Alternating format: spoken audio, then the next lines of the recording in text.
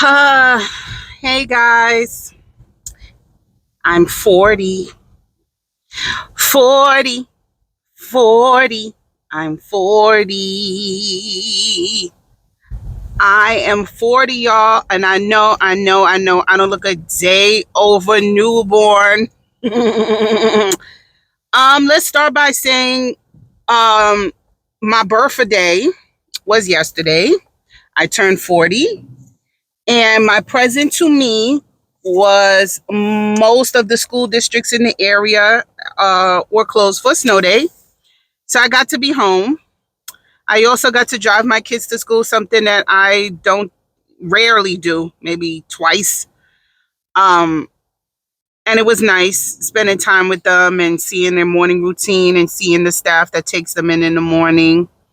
And then I came back and did countless amounts of laundry, baked my own birthday cake from scratch, cooked my own birthday dinner to celebrate with my family that I made, my mama, my kids, and my twins, and served them and everything because my love language is acts of service, giving, actually.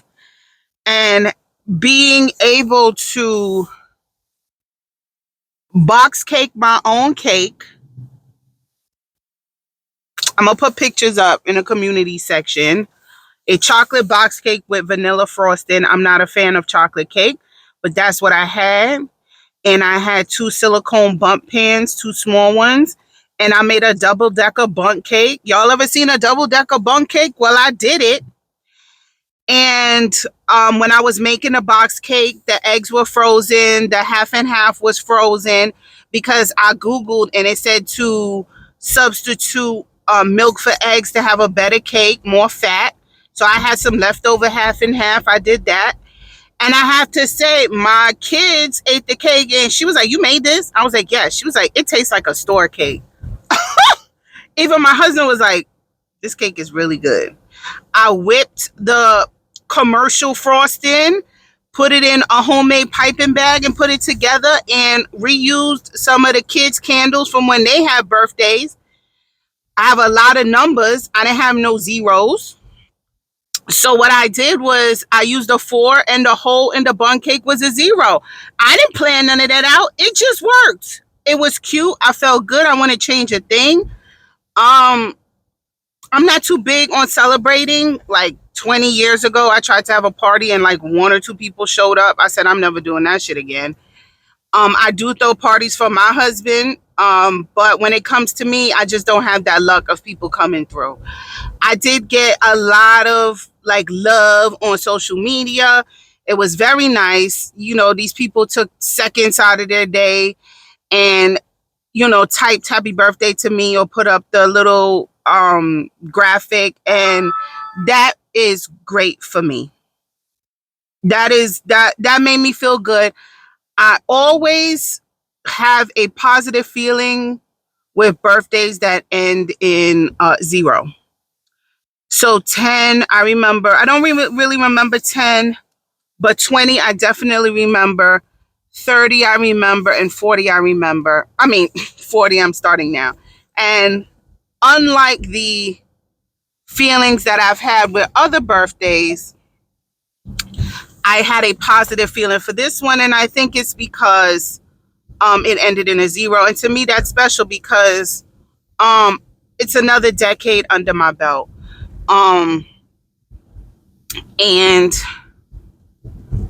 I had time to reflect because I didn't have to work yesterday. Um, I had feelings to reflect on my life thus far, and I have to say, everything that I have tried to do, everything that I have done, every decision I have made, whether I have been successful or not, win or lose, pass or fail, I have appreciated the journey and absorbed everything from it.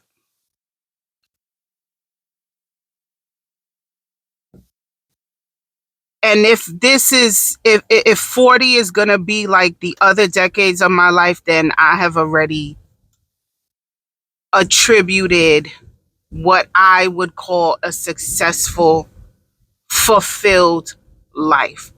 That's not to say that I don't want to do anything else. I don't need to do anything else. I've had my LLC. This is year number 2. I really was in the learning stage for year number 1. I think I know more this year. I'm going to pursue that more. And like every other endeavor I try to do, failure doesn't scare me the way it scares other people. My mother is not a risk taker. She never is. Her thing is what you're going to do if it fails. And just like me making my own cake and only having a 4 candle and nothing to represent 0, I made a way. I'm good at that. I don't know where it comes from, if it's my ancestors speaking to me, if it's the fact that my brain never turns off, not even if I'm sleeping. Like, what's the rap lyric? I'm 10 steps ahead of you. Not only am I 10 steps ahead of you, I think interdimensionally. I already have my life plan for if Indians come, Indians. I have my life plan for if aliens invade the planet. I have a life plan if we get to go to other planets. I have a life plan if zombies come. I have a life plan if they initiate the purge. I have a life plan if the migrants really take over. I really have a life plan for everything. I'm interdimensionally thinking. And I think that is a gift and a curse, because like I told my husband, are you ready for this next ride? And he had a scared look in his face. And I said, have I ever led the family wrong? And he was like, and I was like, but did we make it out alive? And he was like, yes. It's good to have a partner that is just going to sit in the roller coaster with you and grab on for dear life and not hop off. It's really good. I'm going to try as much as I can, no expectations equal no disappointments. That is pretty much how I live my life. You can never be disappointed or upset with anyone if you have no expectations of them. And that's how I live my life. I'm going to try and do more to expose my kids to family. I don't know where they got this from. It's definitely not my trait, but they really enjoy meeting and interacting with quote unquote new family members. And I think that is because we're old parents, right? I'm 40. My husband is 42. My kids are 5. We have friends that kids are having kids. Actually, my husband's nephew has 2 kids, right? My kid's cousin is a dad of 2, right? They don't have really anybody in their immediate circle to grow up with. I have cousins my age, a year older, 2 years older. I had exposure to cousins that were my age. My kids do not. Except for my cousins that they call their cousins, my uncle's kids. But they live far away. So they don't have like consistent. I saw my cousins 2-3 times a week. And at one point it was every day of the week I saw them. I think they want that. I think they need that, and I'm okay with that, because that is positive social development that I believe in as a intellectual and somebody who is damn near fascinated and obsessed with the human brain. I do everything I can to promote positivity. Not positivity. What am I talking about? That's because this truck passed and scared the shit out of me. Positive and healthy and stable mental development for my kids. And I know a lot of people go against it. They don't like the gentle parenting, spare the rod and spoil the child. And I'm saying, what's wrong with spoiling the child? They're going to be spoiled rotten. So they won't survive in this world if they're spoiled. That's not true. That's 100% not true. Because you know who's spoiled, surviving, and thriving? The rich.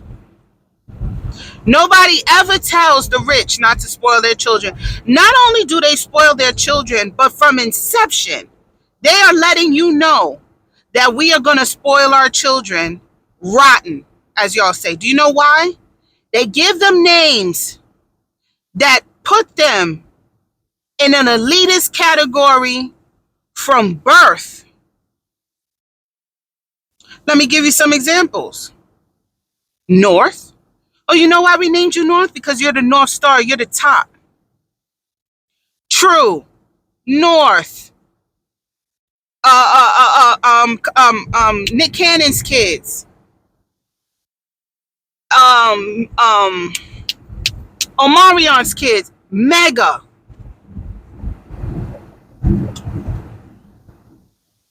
We are giving you names to solidify your status in the world. T.I. and Tiny's little baby daughter is named Eris. You are the heiress to the throne, honey. So we give passes to the rich and highly favored and allow them to give elitist mentality to their children for birth, yet we tell the poor and the middle class it's bad to spoil your children. Why? Let me tell you something. There's nothing I love more than a bitch in the projects naming her son King. Oh, I love it. Messiah, King. I love it. I think T.I. got a kid named Messiah. There's nothing I love more than a poor, ghetto, project, hood booger, rat ass bitch giving her son an elitist name. Do you know why? Because she ain't got nothing else to give that motherfucker. She has nothing to give him. Nothing except for that name. And hopefully that will start a mental training in this boy or girl's head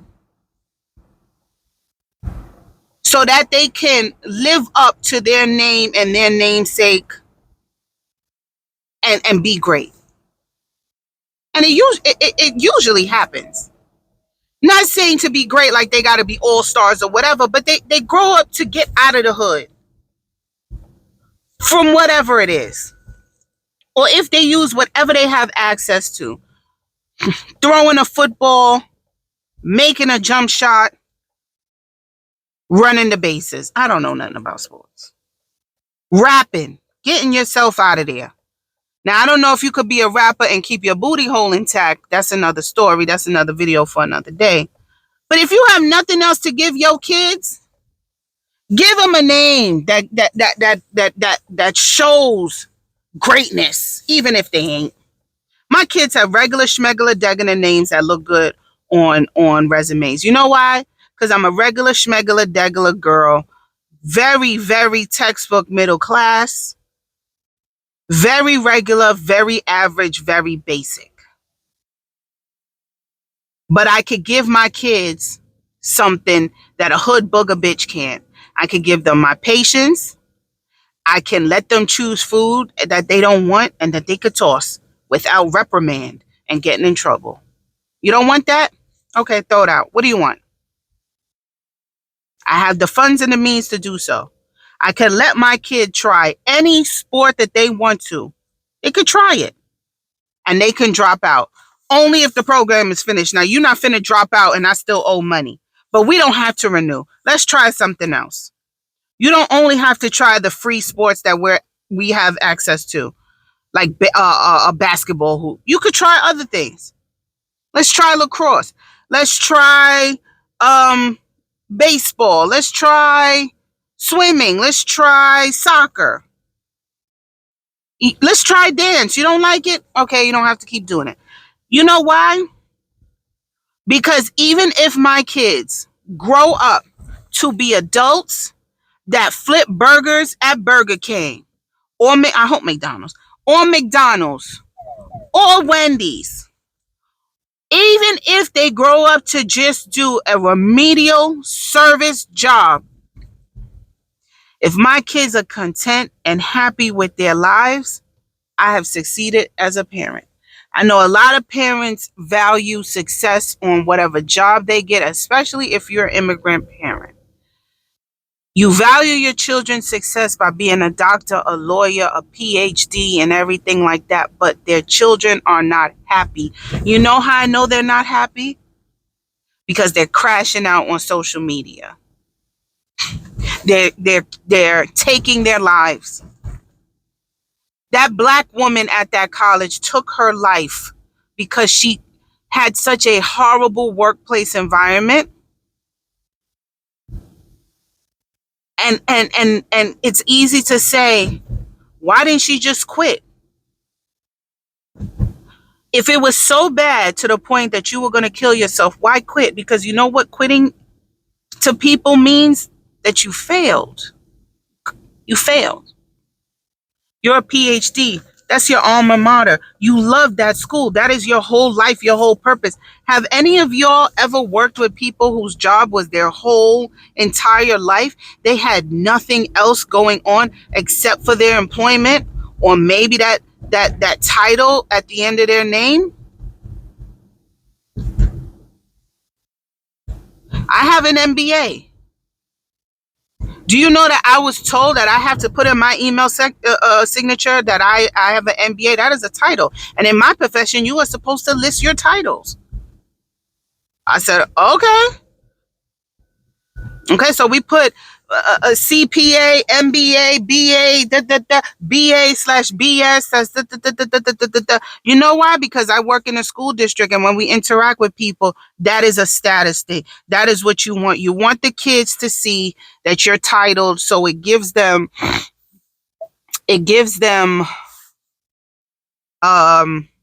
exposure to titles and puts emphasis on titles. But let me tell you something. Let me tell you how the tides are changing. My degrees are probably worth less than the paper that they're printed on, because I just found an article, and I'm going to put the link in the description when I get to work, that a bunch of companies are scrapping the college degree requirements for their job to work for them.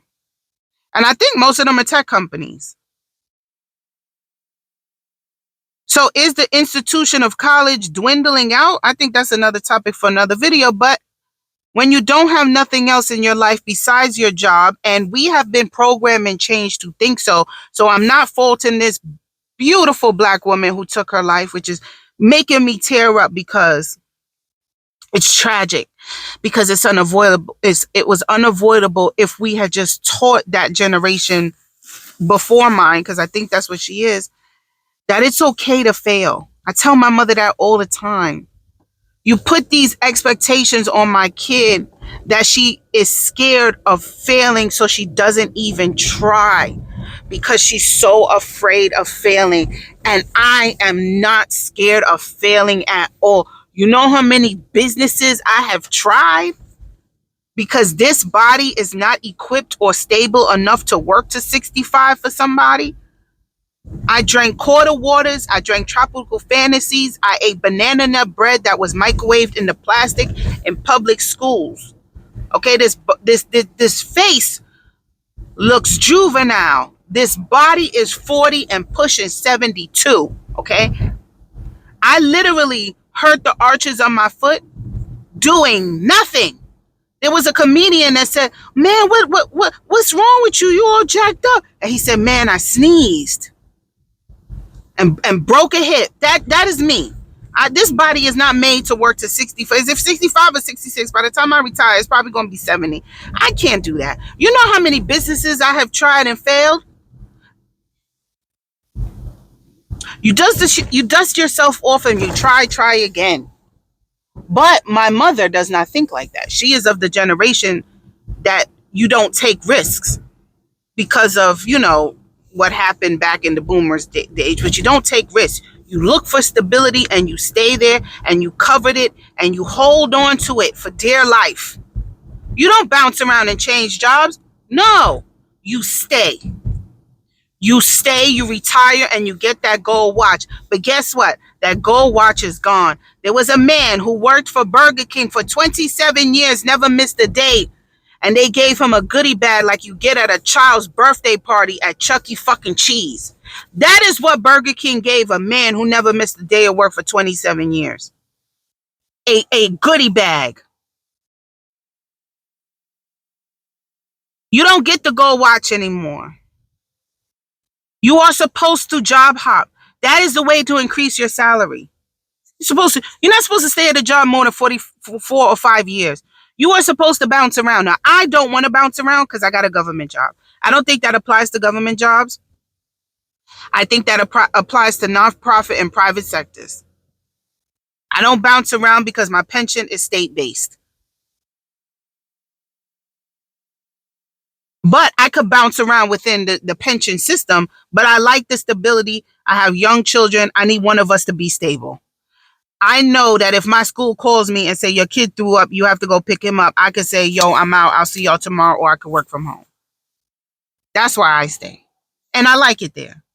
In case any of y'all watching the videos, I like it there. There's no problems. But the place I was before, the minute I stopped liking it, I was out.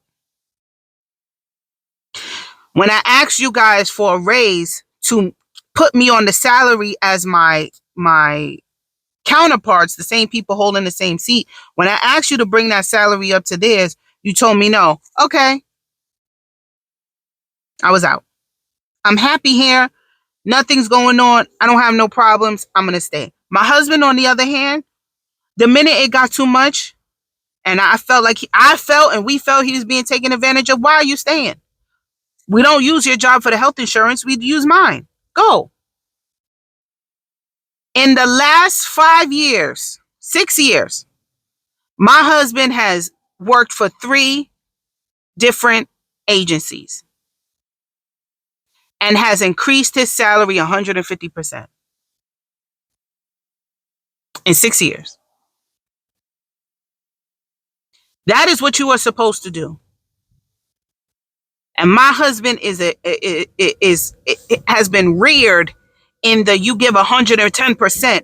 That man was giving 110%, forsaking his family, working through COVID, and them people were like, oh, okay. You gonna be nonchalant about it? I'm gonna take my talents elsewhere. So you don't get to go watch anymore. You're at Burger King for 27 years. You never missed a day, and you get a Chuck E. Cheese birthday party goodie bag. You cannot make your place of employment everything. If you're going to, now I know not everybody can be entrepreneurs. I know that. But if you cannot break that cycle, because I've broken it, I have broken it. No longer is a place of employment going to consume my life. If you cannot break it, keep it. It's a very good trait to have. It is a very good trait to have. Keep it, right? If you're going to do it, keep it. But use it for something that can benefit you. Use it for something that can benefit you. Take that and use it for something that benefits you and your family. Start a small business. You don't have to get LLC. Take time. Start a small business. Start a YouTube channel. Write a blog. Do something. If you cannot break that cycle of putting your all into something, don't do it for these companies, because long are the days that you worked at the same company that you graduated high school from, and when you retired, you got to go watch. It's over. It's done. Happy 40th to me.